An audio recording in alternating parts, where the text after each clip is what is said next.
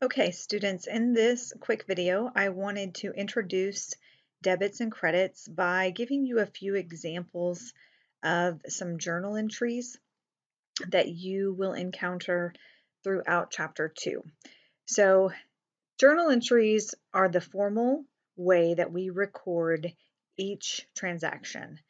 Every time something occurs externally with your business, you'll need to record a journal entry.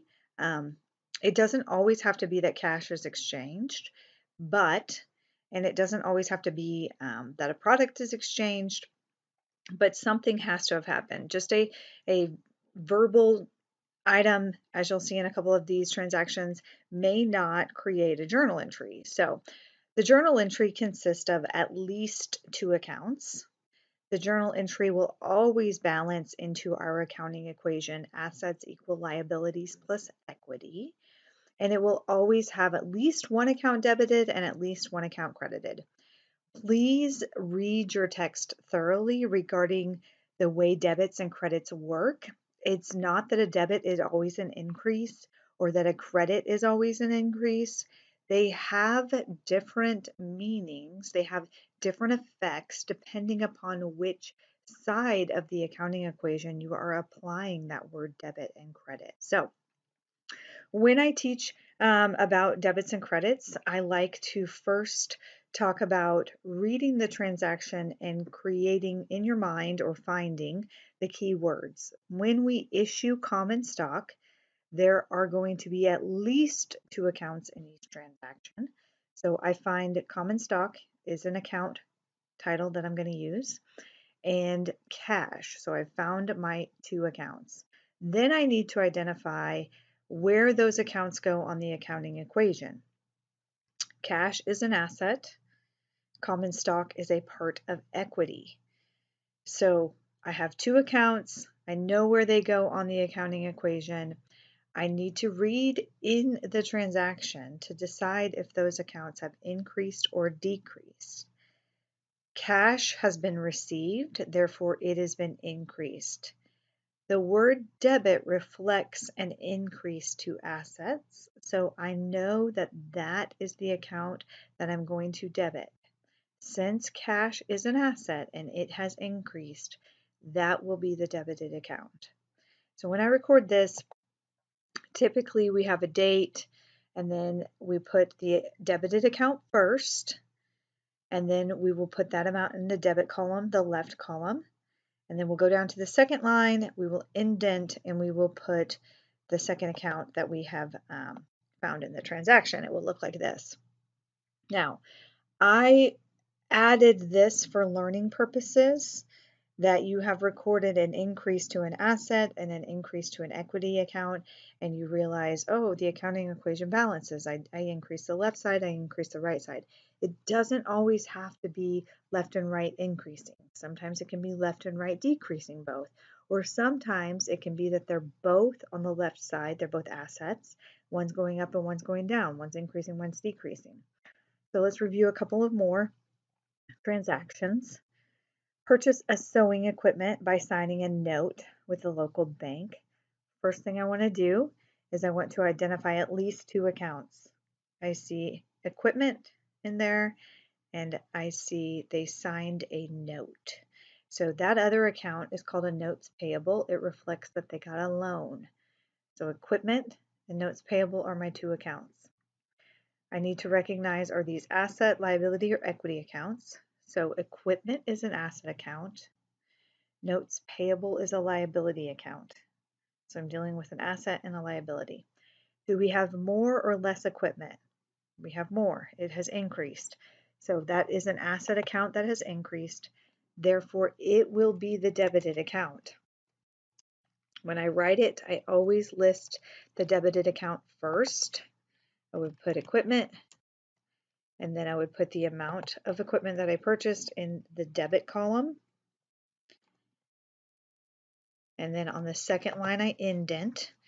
So the second line of the journal entry is going to say notes payable, and its amount will go in the credit column. Do we always put the asset account first? No. Do we always put the debited account first? Yes. Do you always debit assets? No. We increased an asset account, and that is why it was the debit, because assets increase with debits. Can you credit an asset account? Yes. Anytime you pay out cash, you should be crediting your assets. We were also dealing with a liability account, and it was increasing. We increased liabilities with credits. The next line says we pay rent for March, so identify rent as an account and pay as a key word. Pay means you gave out cash. So this is an example of where you have an asset being credited because you are decreasing the asset. So the asset account cash is going to go on the second line. My top line is not going to be prepaid rent. I'm paying for the current month, the current cost. So it's going to say rent expense. They are different. Rent expense reflects the part of the rent that I have used, that I cannot get back. It is a historical cost. So I paid $600 in rent. That was a decrease actually to equity. Rent expense, E for equity, E for expense. Expense lives inside the equity category. There's only three main categories: assets, liability, and equity. But remember, equity encompasses a lot of things. It has the internal ownership and the external ownership. It measures profit by comparing revenues and expenses. So I found my two accounts, cash and rent expense. Cash is an asset that was being decreased. So that account had to be my credited account. If I find my credited account, I also know the other one has to be the debit. So I credited cash for $600 and I debited the rent expense. Now the verbiage on the expense account gets a little confusing because we did increase the expense account, but expense is always a negative item inside of equity. That's why it has a debit balance. So I'll circle back to that, but the next couple of transactions, what I wanted to talk about is if it says a customer places an order and they give an estimate, that's actually no journal entry. If they didn't do any work yet, that would be a no journal entry, and you will run into a couple of those on the homework, but it's a very slim option there. Purchasing sewing supplies for $130 on account. The other thing I wanted to say here is that we do have two accounts. Supplies is the account, and then on account here means someone's getting billed.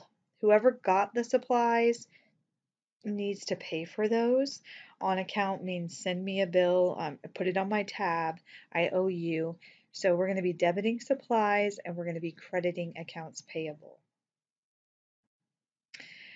The final thing, I'm not going to type that one out, I want to mention is that if you have not reviewed the charts that show you about the debits and credits, you need to review that, and I will also post that on the homepage. Okay, so that's just a little short snippet and some notes here that maybe you could take about debits and credits. And when we convene again, please try to watch, and you're going to have your Learn Smart done, but please try to watch the interactive presentations that you would find. Those are not for points, but they will walk you through some transactions and they will give you examples of how to record journal entries. But those will also help you. We will expect you to kind of understand debits and credits a little bit when we come back to class next Wednesday.